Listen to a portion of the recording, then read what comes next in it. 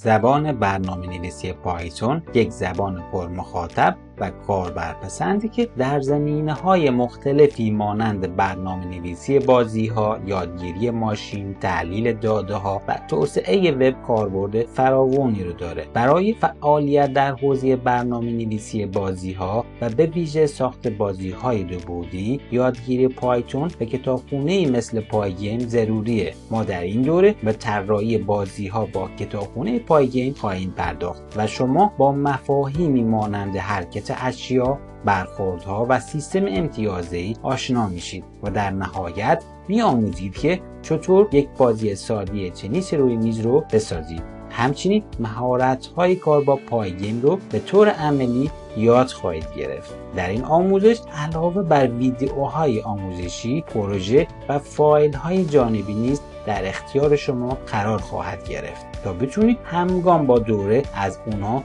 استفاده کنید. من ایمان محدثی هستم و امیدوارم این دوره به شما در یادگیری و توسعه مهارت‌های برنامه‌نویسی بازی‌ها کمک کنه. اگر آماده اید شروع کنید.